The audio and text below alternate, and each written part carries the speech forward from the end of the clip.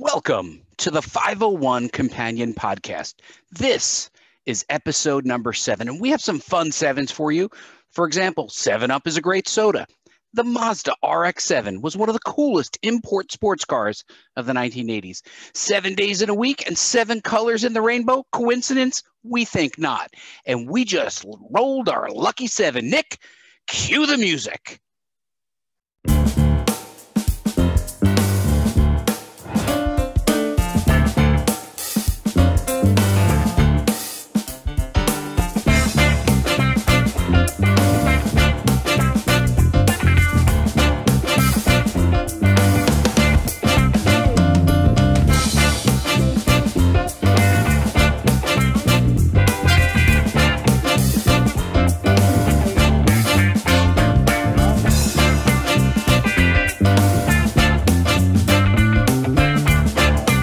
All right, fellas, we are here, and it is the big number 7.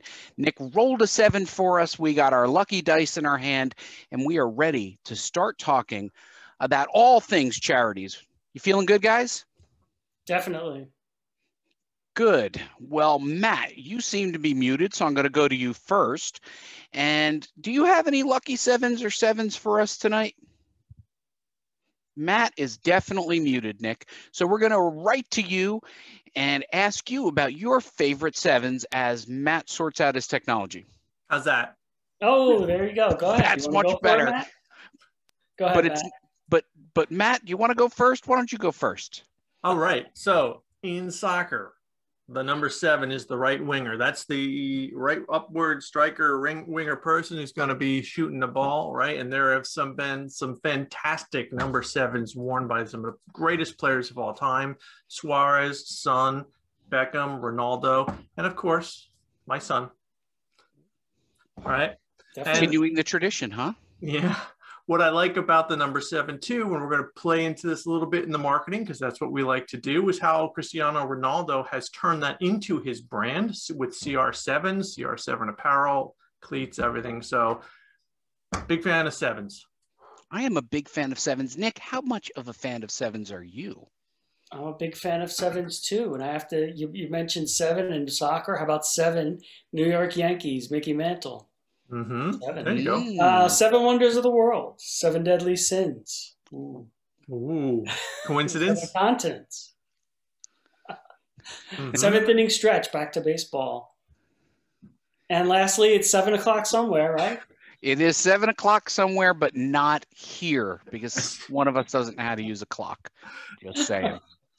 7:30 either. That's right. Fellas, I will fall on my sword for starting late. But I know you love me, and I love you guys too, because we share this passion for I love you too, Matt. Big heart to you too.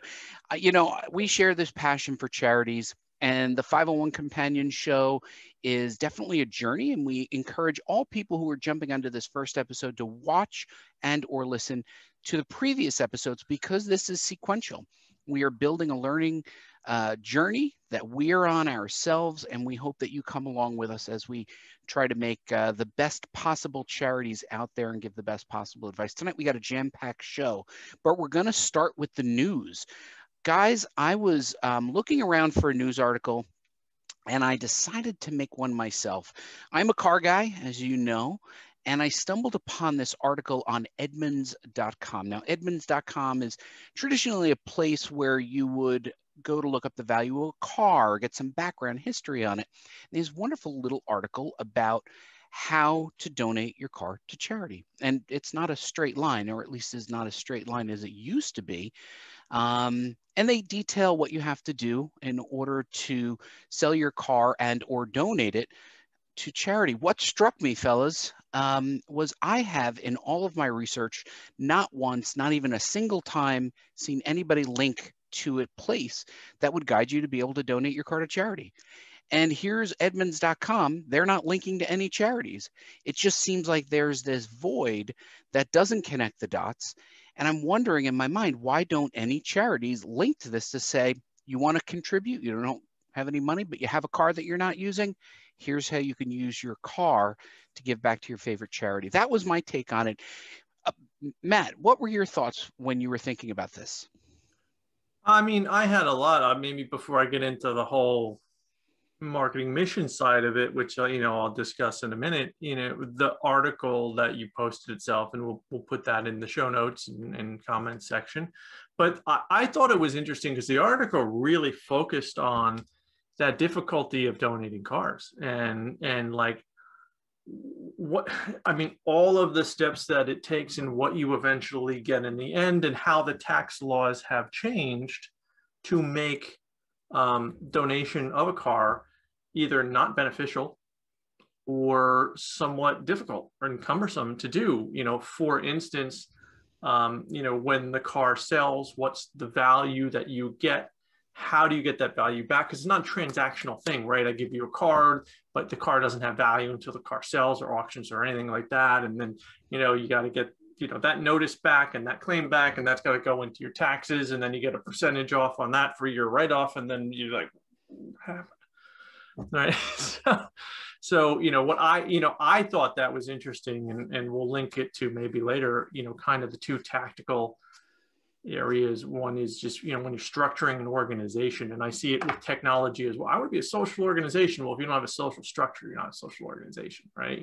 You've seen that. But the same with this, right? Because we look at pest analysis, political, economic, social, technological analysis when you're starting to do vision, mission, any kind of company overview or strategy like that. And this is how governments, like, you think to yourself, I'm just a little business, I'm just a little charity. But you can see how a change in federal tax law can impact you if this isn't, part of your model, how we're going to take in income. All of a sudden it's like, it's a difficult model versus a PayPal donate button, right? So I just thought that was interesting. It is interesting. And when you look at what was in the body of the article, again, we'll link to it in the show notes. Yeah.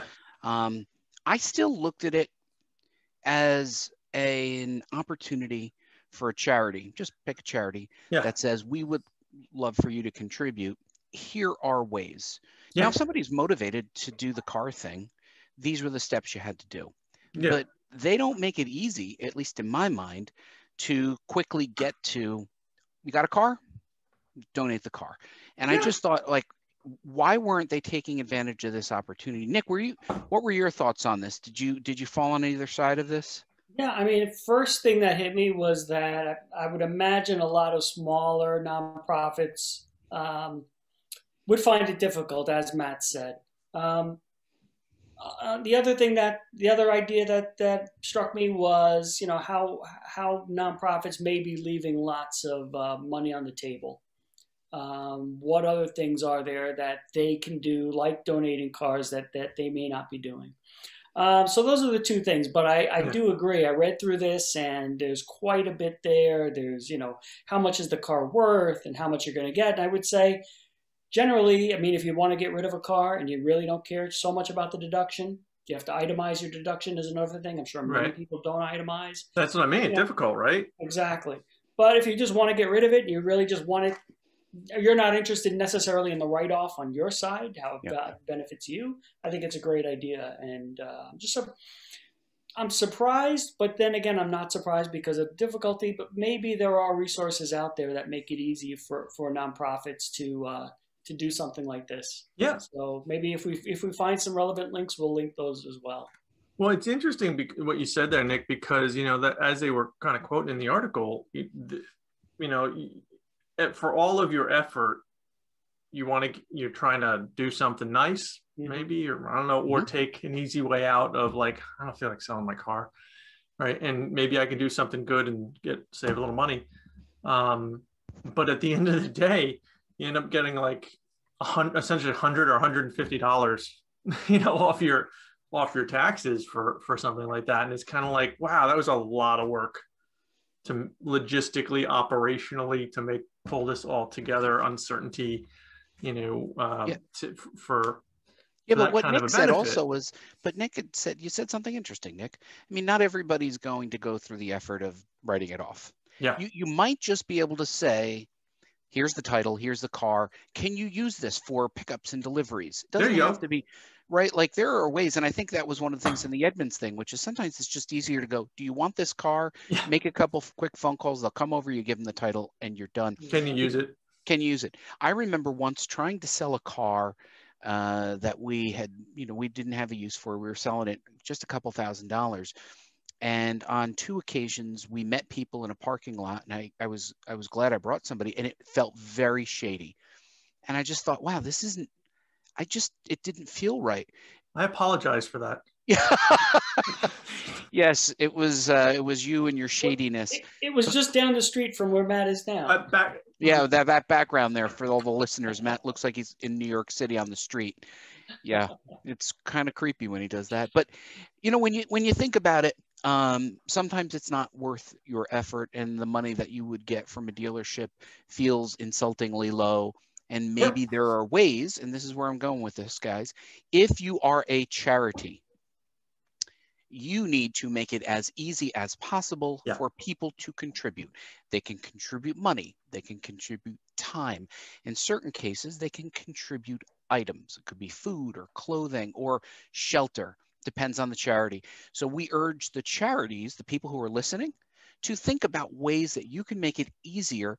And we will add this link to the website. Yep. Nick, what is the website address again while we're referencing it? You can get to us at 501c3lookup.org and look for the 501c companion link right in the top navigation bar.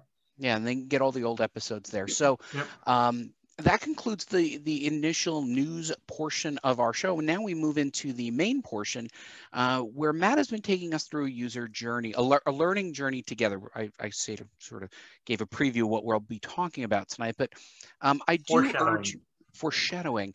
What I would like to note for anyone listening, at very minimum, if you're listening to this episode, number 7, your first, I urge you to go back to the previous 3 or 4 to really get into understand where Matt is bringing you. And I think what's great about this is Matt's a marketing professional, and he does this day in and day out. And this is just the kind of thing that he would give to a client. He's just giving it to you for free because that's what we do. We just want to share our knowledge with charitable organizations. So Matt, why don't you lead us into the discussion of where we're going to be going tonight?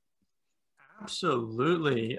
So, last week we discussed, last couple of weeks, tactics versus strategy. We discussed why it's important to align mission, vision, tactics, right, with the orange effect last week.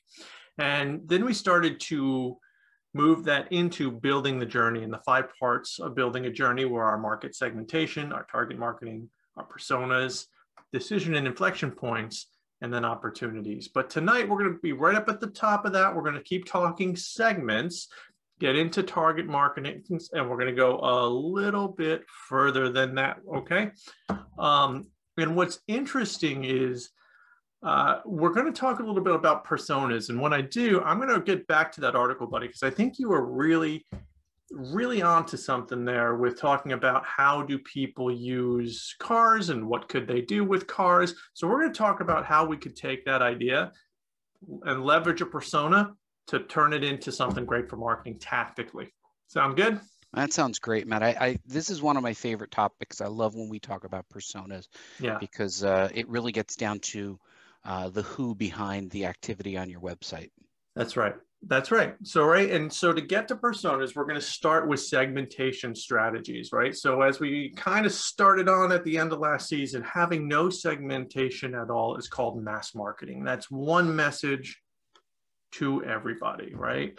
And then having the opposite of no segment, a focus strategy or niche market, one tiny focused segment, right? So that is mass marketing. You would think the opposite of no segments is many segments, but it's actually one small segment. Pretty crazy, right? All right. So then what we're going to do is we're going to say, okay, well, typically, what does a brand typically do? Well, we want to have 2 or more segments. They differentiate on some kind of commonality, some kind of thing to position the brand with those customers, right? And then you have at the end of it, truly digital organizations. We call N of 1. I am marketing to you. And it's almost like a digital version of a salesperson, somebody who can personalize that experience just for you, right? So when you're choosing a segmentation strategy, you want to consider the level of effort to maintain and differentiate your organization within those segments. So like such thing as where are you in your product life cycle, your marketing resources, you know, how much budget do you have? Do you have time to write content for all of this, right? And you also want to think about the customer may be that ultimate target, right? But they may not be the one with the influence. So for instance, we were talking about before how somebody who may be donating their car, but maybe they're not the influencer. Maybe they're looking and they have a spouse, or it's for a child or for a parent, and they are an influencer of your ultimate customer. So you have to understand that may be one of your segment too. So part of the journey is mapping all of the different influencers along the journey. There's segments as well, right? And once you identify them, then you start to get into what's called your target market. You weed out everybody you don't want. Okay, these are not opportunities. Sometimes they are over-indexed as in like, look, I just can't compete, right? Everybody wants to go after that segment and everybody's trying it, and it's just too difficult for me to make any space. But what I can do effectively at a good cost, a good ROI, where I have access, or it fits well with my message, is this segment over here. And so you start to say, that's going to be my target. Now you're getting into from segments to target markets. And the next thing you're going to do is you're going to start building a data set around them. Now, a primary data set, primary and secondary. Primary is something you build. Secondary is something you buy, you get for free, or you download. So you want to start building that data. And a lot of times there's a lot of free data sets. And I'm going to go to Nick on this one. So you be ready, Nick. There's a lot of free data sets out there. And many times they are incomplete, or they're older, or they're complete, and they're low cost. There's a lot of great data out there. Now I'm going to go to Nick to talk about some data, because Nick's done a great job with that for 501c3 lookup. You want to tell us a little bit about that? Sure. So 501c3 lookup uses the United States published 501c nonprofit data. So everything you see on the site, for the most part, comes from that data repo. So that's one of many. There's Medicaid and all kinds of health information that you can get. Data.org is the website, Matt, you had pointed out in our notes. Great website. It tells you everything the government has. And the government has been publishing more and more every year. I just mentioned that the Medicare, there's so much more. Census, every agency. weather. Just, yeah, tons of it. I mean, if you're a data person, if you're, I guess a lot of nonprofits, may be over their head, but it's out there. There's stuff out there for free. If you know Excel, if you know a little bit of that, you can download something and you can open it up. What strikes me, Nick, about your website, and it's not my website, it's definitely just something that you built on your own, was, these are credible sources. You can find them yourself, but wow, are the government websites hard to use? It's hard to find it. It's there, but the magic that you did to make it easy. And again, I think what you did was great. You donated time to make it easy for people to look up the 501c3s. But I think that's the key thing. You made it easy. It is not easy. And the government does have usability standards. I guess they just don't apply them to themselves. It's true. Well, what's interesting is, that's one data set. Another data set that when you're starting to look at your target markets that are often overlooked but extremely useful is the census data. Okay, so with census data, which is probably one of the easier data sets to use on data.gov, right, and they make it fairly easy. There's some graphs in there, there's some interactivity in there, or you can, as Nick said, download it, put in Excel if you're good with Excel, or you have a friend who's good with Excel. What you do is you take that, and at its core, what you're going to be able to do is say, where are people, like geographically in the United States, levels of income, age range, right? You're starting to get into a high level, what we call persona, right? You're starting to understand that target market, right? You're starting to say, do I want to go after people in this income bracket of this age with this? Now, when you get into the really high-end stuff, like your Facebook personalized target marketing, right? You're getting into interests like I'm gonna live an active lifestyle or something like that. But when you're at this stage and you're still trying to put your strategy together, it's okay to be a little general and to just use things like census to be like, well, I'm in the state of New Jersey. Let me just take a look at that. Let me look at the zip codes around me to see what I can do to help, to see who lives around here, to see where the populations are and what do they need and how can we, leverage that to start to say, is this a population that I think I can help with my organization that's, in this local area? And does what I'm doing fit? And how can I make that, an opportunity for my organization to really pitch in and do some good? And what we're doing there, if you can hear it, and I know Buddy can hear it, is we're starting to describe a person. We're starting to build a fictional character that we use in design to represent or personify one of these segments or target markets. And now we're starting to describe common patterns, behaviors, outlooks and opinions, and even potential objections, like what would they say negatively? What would they react negatively? So now what you can do is you can start to use that persona to say, oh, you think donating cars is difficult. Ah, that's interesting, right? So now what we're going to do, maybe for a little practice here, is we're going to take that thought and we'll say, okay, Buddy put this Edmunds article on about car donations, how it's difficult, how there's issues in the government and tax and the process. Let's build a real quick persona and see how that comes to life. What do you say? Sound like good exercise? It sure does, Matt. All right. So what does Edmunds do at its core? What's a use case you would be going to Edmunds for? To either buy or sell a car. Right. So I'm looking for what the fair market value is if I'm selling, fair market value if I'm buying. Right. Persona number one. Person who has a car, who's looking to get rid of it. Now, when you're fishing, first step, fish where the fish are. Right? Yeah. So you already know, to Buddy's intuitive point, when somebody's on Edmunds, they may be looking to get, there's two options, right? Looking to buy a car or sell a car. Now, if they're on that price out my car and I'm pricing out a 10-year-old Highlander, right? Do you think we're looking to buy that or sell that? Maybe we're looking to sell that, right? It's not a new car. Usually maybe they're buying somewhere in the last 5 years, in the last 10 to 15, that might be a sell.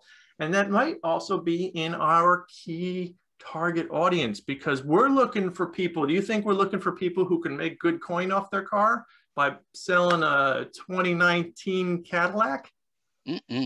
Right? No, they might be looking to keep some of that. But somebody who's got something still worth a good point, still a good car, still could help somebody get from A to B, an SUV that may help with deliveries for a charity or a blood bank or something, there's food or sandwiches. This is a good car, right? Yeah, this and I want help somebody. Yeah, and I think one of the things, if you don't mind me jumping in, I think, as a family, we've adopted a lot of dogs over the years. My wife likes to adopt older dogs, and really because she'll go to the pet shelter and she'll say, like, what dog's been here for a long time. So we've gone and adopted a lot of dogs and brought them to homes. But most recently, she has been focusing on Pitbulls because they're great dogs, but they tend to be the ones that are euthanized most. And there's a network of people who help to bring these pit bulls. They might find them in the streets. They might find them abandoned. And, as I think about the Highlander example, like a Highlander is a perfect vehicle to transport a dog. And if the organization were able to point to a place where somebody can say, look, you're not going to get $1,000 for that Highlander, but we could use it. And I think that they're not thinking about the person Yes. And both my wife and I can both be influencers. We would both be considering the dog. In the case of the Highlander, it might be my car, and I might go, look, let's donate it to the Pitbull Association, and do something with it, do some good with it, because the people who donate the dogs and transfer the dogs do it all with their own vehicle, all volunteer their time, but wear and tear on cars. Our dog, I think, came from Florida. A long drive. Oh, and they train them up too, right? They move they up, trade them up, off. right? They go, one will go to Georgia, then Georgia to wherever they go. So there's a burden on people who want to do a good deed. So if we take it back to the Edmonds thing, you have your person who is looking at the dog. In this case, my wife will look at the dogs, decide which ones we'll consider, and then I could be the person who's thinking, well, we have this here in the driveway. We don't need it. Not like I have all these cars sitting around, but just as an example, it's one of those things where you go, well, I didn't really think of donating it to the Pitbull Association. I wouldn't know to do that, except that we were talking about this. So now we have a persona, right? Yep. Somebody, and say we use the Pitbull Association, right? It's a good charity. Let's move that forward. So they may be looking for somebody, right? They can work with Edmonds. They can work through targeted marketing. They can work through meta information. They're looking for what? Somebody who's pricing out a used car, reasonable. We don't want anything marked not good condition, right? So reasonable car, reasonable condition, and why is that popping up over there? And within maybe 10 years or so, 10 years old, 10 to 15, not due, SUV, right? And hey, if we can start to get into any kind of demographic, we're looking for somebody who has an interest in animals, we're interested in somebody in interest in charities, and we're gonna use that to say, here's a target market for us. We just designed a persona, and we can say, great, we did that. Now, we're going to go to the next step, which is to say, well, why might they not do this, right? We just discussed a whole lot of reasons why somebody might not do this, right? What were some of the reasons we just mentioned when we were going over the article? Well, they might want to take that money for themselves, and then they get dissuaded by the complication of making that donation, and all of a sudden it's not easy. So we think about the persona where somebody might have a lot of time, maybe they're retired, or they have very little time, like they have small children and they're rushing them off to soccer practice. So we just named two things which are interesting. Okay, we have children, let's add that to the persona, right? We don't have a lot of time, some sort of busy or active lifestyle. Great. If we add them in, we can start to see why structuring parts of our organization around our mission makes a difference, because what we're going to want to do is we're going to want to make it easy. We're going to want to convey that message that says, we make it easy. We'll come to you. Don't worry about paperwork. Guaranteed pricing for what you'll be able to write off, because we know for this kind of age that you'll hit that $500 minimum. So this is what you're going to get for it. We can give you this right at the time. We know what to ask for. We're in partnership with an organization that can come to your door and pick it up. All of these things, you can already prepare to say, I can see why somebody would be concerned. And I can craft a message that says, when I spot somebody who's looking to price out, possibly to sell, most likely not to buy, 10 to 15-year-old SUV, reasonable shape, active lifestyle, interested in animals, possibly concerned with how they're going to get rid of it. Well, that we can craft a message on, that we can provide content on our website, right? You design it to say as easy as 1, 2, 3, right? Here's how we do it. Click through the wizard. We've designed a portal just for you. Or possibly even partner with somebody that has. I'm sure if we looked around, we could find somebody that says, make it easy to donate boats, make it easy to donate cars or land or toys or books. Or tell why we need a car, right? Why do we need a car? I actually Yeah, just as we were doing, I was typing to my wife a message. I go, "What's the Pitbull group we support?" It's called Second Chance Rescue in New York City. Second Chance Rescue, and what Second Chance Rescue does is it connects people with potential dogs. But if you think about it, they never ask us for anything except for, can you send leashes and food and whatnot. You look at those personas, Matt and Nick, you recognize that there might be an opportunity for people to contribute in other ways, right? If they were targeting something with websites, they might say, we need help on a website. We would be like, oh, well, we can help. But, I think charities have to learn how to ask for the kind of help that is beyond just giving money. We've given money. After that, what else can I do? Right. There's only so much money that you want to give. Maybe you want to give some of your own time. Nick, I mean, you're a web developer. If Second Chance Rescues said, hey, we need somebody to look at our website, sure, you'd probably be very happy to do it, right? Yeah, don't be afraid to ask. So you say, why didn't we see this on any site? I think sometimes they don't ask. It's not at the top of mind. They're not thinking about it. They're thinking about donations. They're busy. I'm not making excuses, but maybe they just don't think to ask, and maybe that's lesson one. Look forward to ask for help. That is such a great point, Nick. Lesson one is asking, reaching out to your community. What skills do you have? How can you help me? It's like Habitat for Humanity, right? They just need people to give you a hammer and you start to work. Matt, we're running a little close to time here. Did you want to wrap this and preview where we were going next, or were we going to cover the second half of this? No, absolutely. So, I mean, this is where we wanted to hit on for today, starting to take a look at target markets and get a little bit into personas, building them and applying them. As we progress, there's a couple more places we're going to go, starting next week, start to talk about how people make decisions and those inflection points. And how do we message around them, where we started to talk a little bit about today. What are their desired behaviors and the barriers, which we again started to talk about today. And then it's going to be interesting, maybe in the episode after, we're going to start to talk about behavior change. We're going to start to talk about things like we touched on today intuitively, but didn't call out to the front, which is you might not consider donating $5,000 to a charity, but you might give them your car. Interesting, right? Interesting how those things work. So, it's interesting what you can start to think about when you understand how decisions are made and behavior is done. So I'm looking forward to getting into that with you guys. And Matt, I think what you've touched on was great, because you think about some people who can't afford to pay $5,000, or a family that says, hey, you know what? Every time we go to the pet store, we're going to buy an extra bag of dog biscuits.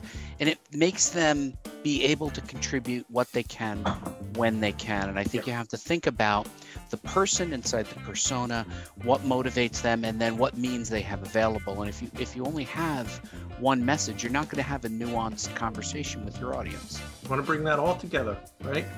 Provide the right information at the right time, help people make good choices.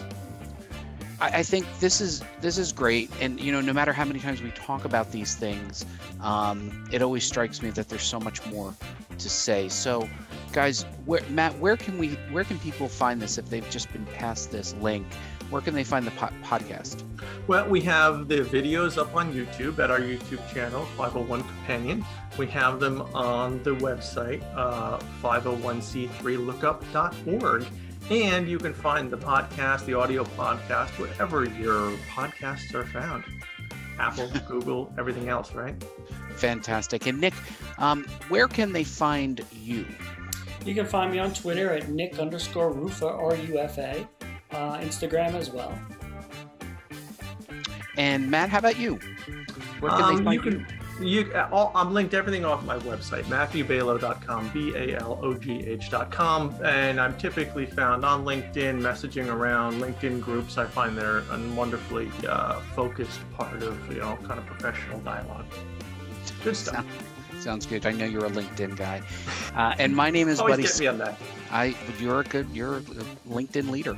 My name is Buddy Scalera, and you can find me everywhere at Buddy Scalera on Twitter, Buddy Scalera on Instagram, and of course, BuddyScalera.com.